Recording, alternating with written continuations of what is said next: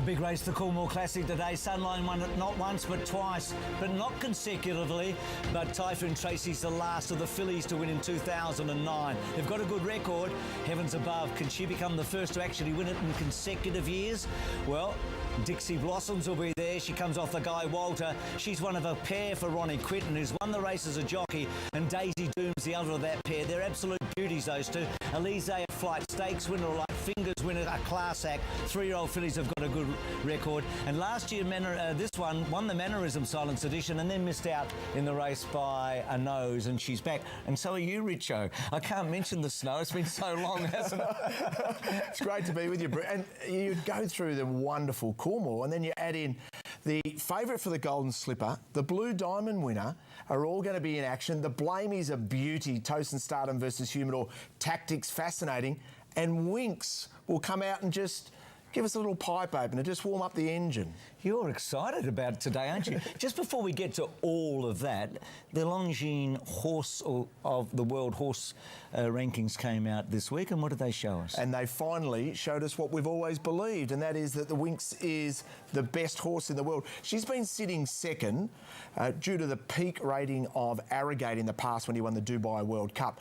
It's actually just judged on the peak performance. So her peak performance at a 129 equals Gunrunner. So she is now officially the world's best racehorse. We'll see her exhibition gallop today. We'll see a race next week, one of 5 Group 1s. And then, of course, well, fingers crossed, where will she go? Will she go to the championships or will she go to England? Kieran McAvoy rides her in the exhibition gallop today because one of the biggest stories surrounding Hugh Bowman's fall last week. He still has to be cleared. We think he's going to ride track work on Tuesday, don't we? But this is her want. She often has this 1 week out, doesn't she, with the 3-week break. You mentioned the 2-year-olds, the Sunlight written by, and of course the Blamey and the Coolmore Classic today. So a terrific program, Jason. So Rosehill today on a good force. So it was a drying track, isn't it? And 10 scratchings in total. A couple out of the Coolmore Classic, but it remains a conundrum, doesn't it? A nice warm day, yeah.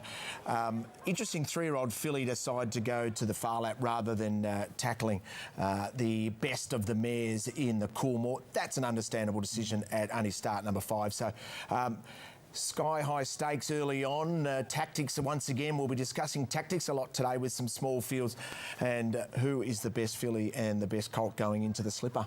Gerard Middleton from the Tab will be looking after all the Rosehill races today. Gerard, great to have you there. You've been at Randwick over the last few weeks.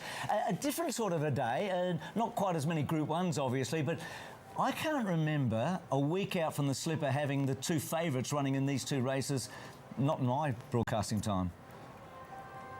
Yeah, exactly right, Bruce. Well, in the last 25 years, only 2 horses have won the slipper off the quick backup. And today we've got 2 on the first and third lines of betting. So interesting indeed. We're going back to Stratum and Callaway Gal in 2005 and 2 to